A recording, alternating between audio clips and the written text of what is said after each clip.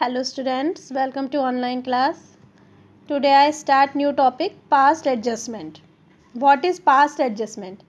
देखिए past adjustment हमारे क्या होते हैं, यदि कोई incorrect adjustment हमसे किसी अकाउंट में हो गया है तो उनका करेक्शन कहलाता है past adjustment. Adjustments for incorrect adjustment in past after closing the books close करने के बाद. तो देखिए sometimes after closing the accounts of partnership firm preparing the financial statement some errors और omission in the account of the earlier years are notice. कभी कभी जब हम अकाउंट बना चुके होते हैं तो फाइनल अकाउंट्स बनाते हुए हमारे क्या आते हैं, कुछ हमारी गलती मिस्टेक्स हमें जो हैं हमारे ध्यान में आती हैं, तो उन्हें दूर करने के लिए हम एक अकाउंट बनाते हैं जिससे हम बोलते हैं past adjustment account.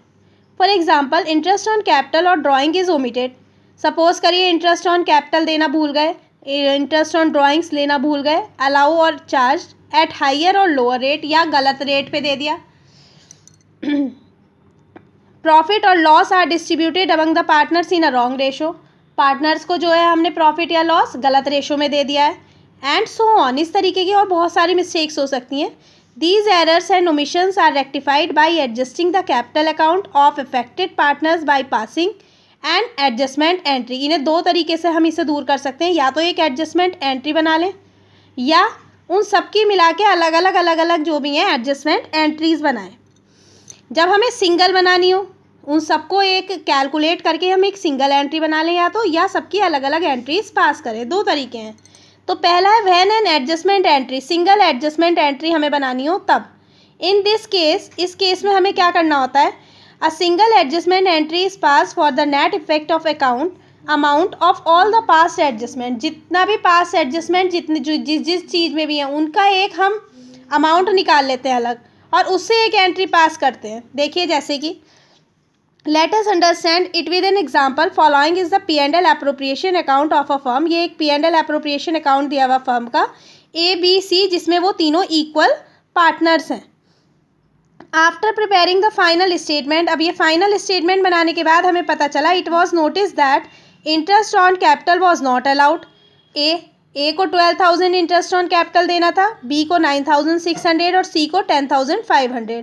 And also interest was not charge on drawings, और ड्राइंग्स पे भी इंटरेस्ट नहीं लिया गया, जो कितना था, ए और बी का 1200 और 900 था. अब इस कंडीशन में देखिए हमें क्या करना होगा सिंगल एडजस्टमेंट एंट्री बनाने के लिए. तो correct P&L appropriation giving effect to above omission would have as follows. तो फर्स्टली हम करेक्ट P&L एप्रोप्रिएशन बनाएंगे. पीछे से हमने देख लिया कितना हमारा नेट प्रॉफिट था. इंटरेस्ट ऑन ड्राइंग्स इधर आती हैं, इंटरेस्ट ऑन कैपिटल इधर आया, जो बैलेंसिंग फिगर आई उसको इक्वल पार्ट्स में डिवाइड कर लिया. ये हमने पहले करेक्टली P&L एप्रोप्रिएशन अकाउंट बना लिया. अब इसके बाद हम एक अकाउंट बनाएंगे करेक्ट P&L एप्रोप्रिएशन अकाउंट के बेसिस पे. इसमें जो जो चीज़ें हमने तीनों का अमाउंट तीनों के देखिए कॉलम बना लिए, ए का भी, बी का भी और सी का भी.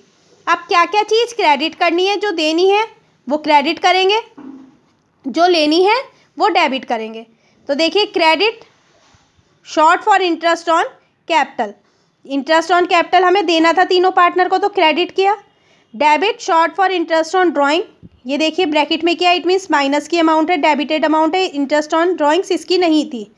अब प्रॉफिट एंड लॉस अकाउंट में, क्योंकि प्रॉफिट पहले कितना दे दिया गया था, 1 लाख दे दिया गया, अब कितना दिया है 90,000, यानी 10,000 उनसे वापस लेना है. तो माइनस की अमाउंट आ गई तीनों के में 10,000. अब बैलेंसिंग कर लीजिए, माइनस वाले एक साथ जोड़ लीजिए और प्लस वाले उसमें से माइनस कर लीजिए. तो देखिए ये क्या आ गया 11,200 और ये 12,000 है, तो 800 बैलेंस निकला शॉर्ट क्रेडिट साइड, 1,300 बैलेंस निकला एक्सेस क्रेडिट साइड और ये शॉर्ट क्रेडिट साइड. अब इससे हमारी जनरल एंट्री पास आउट हो जाएगी, एक अमाउंट बन गई.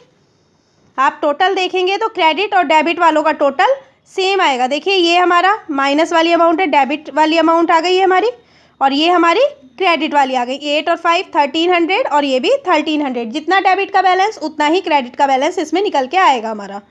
तो इसकी एक बस अब एक जनरल एंट्री पास हो जाएगी. कैसे, 20, क्योंकि बी का हमारा डेबिट होना है, तो B's capital account debit to A's capital account and to C's capital account. यानी बी के में से 1300 निकालेंगे, ए को 800 और सी के में 500 ट्रांसफ़र कर लेंगे। इसके अलावा इसका एक और अल्टरनेटिव है। देखिए, हम चाहें तो ए बी सी तीनों के जो है दो दो कॉलम बना लें, डेबिट वाला भी क्रेडिट वाला भी, डेबिट वाला क्रेडिट वाला, और एक फर्म का बनाते हैं। ठीक है, इस तरीके से भी हम इसे कर सकते हैं। देखिए अगला क्वेश्चन इसी तरीके से दिया हुआ है। यहाँ देखिए, P and Q were partners in a firm sharing profit equally. Their fixed capital were 1 lakh and 50,000 respectively. The partnership deed provide for interest on capital at the rate of 10%. For the year ended 31st March 2016, the profit of the firm were distributed without providing interest on capital. इन्हें profit इन्होंने distribute कर दिया बिना interest on capital दिए हुए। तो इसके लिए देखिए हमने क्या करा, बी का, क्यू का और फर्म का अकाउंट बनाया, दोनों के दो दो कॉलम डेबिट और क्रेडिट वाले बनाए। सबसे पहले इंटरेस्ट ऑन कैपिटल उन्हें देना है, यानी क्रेडिट करना है उनके में।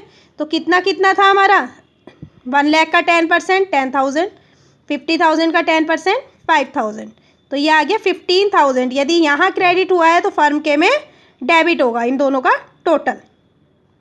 अब इनका जो प्रॉफिट था वो कैसे करेंगे हम, प्रॉफिट इन्हें दे दिया गया हमारा जिस भी रेशो में। अब इन्हें प्रॉफिट कितना, ये 15,000 था, 15,000 को इक्वली दे दिया गया होगा दोनों को, हाँ, क्योंकि इनका इक्वली रेशो था प्रॉफिट शेयरिंग रेशो। तो 7,500 डेबिट करेंगे इसके में पी में और 7,500 क्यू से वापस लेंगे। तो दोनों का आप बैलेंसिंग करें, या 10,000 क्रेडिट या 7,500 डेबिट, तो 2,500 क्रेडिट का आ गया और यहाँ पे 2,500 डेबिट का आ गया। और इधर का हमेशा फर्म का नील आएगा, क्योंकि फर्म तो अपने पास कुछ रखता ही नहीं है, ना प्रॉफिट रखेगा ना लॉस।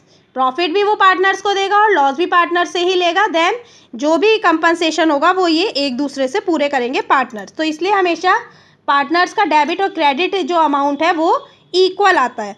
तो अब एक जनरल एंट्री हमारी इसकी पास हो जाएगी, क्योंकि करंट अकाउंट है, ये फ्लक्चुएशन से है, तो Q's current account debit to P's current account 2,500।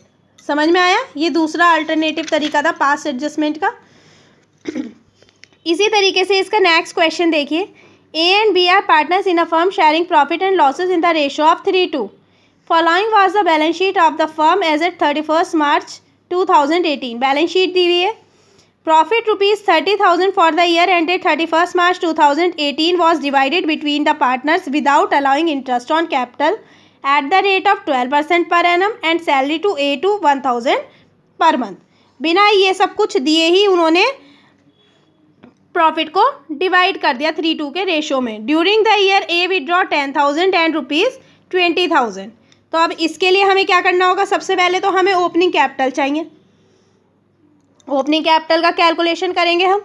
Opening capital का कैलकुलेशन कैसे होगा, दोनों की कैपिटल हमारी जो लास्ट वाली दी हुई हैं ये दोनों, इसके अंदर जो प्रॉफिट उन्हें दिया गया वो सब्ट्रैक्ट होगा, क्योंकि प्रॉफिट पहले ऐड हुआ होगा तो अब यहाँ क्या होगा, सब्ट्रैक्ट होगा, और ड्राइंग्स क्या होंगी, ऐड होंगी। तो हमारी ओपनिंग वाली कैपिटल निकल आई, क्योंकि इंटरेस्ट ऑन कैपिटल हमारा इस ओपनिंग कैपिटल पर निकलेगा, हम इस पर नहीं निकाल सकते।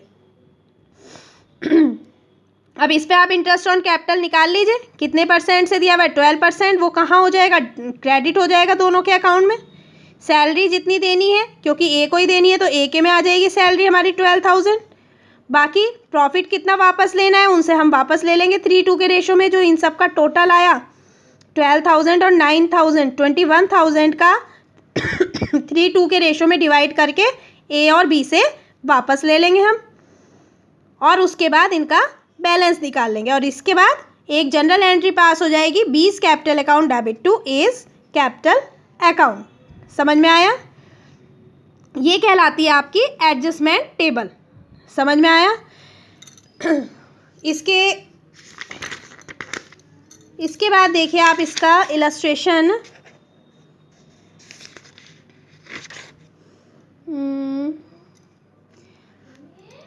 इलस्ट्रेशन देखिए 41। X, Y and Z are partners in a firm sharing profit and losses in the ratio of 5:3:2।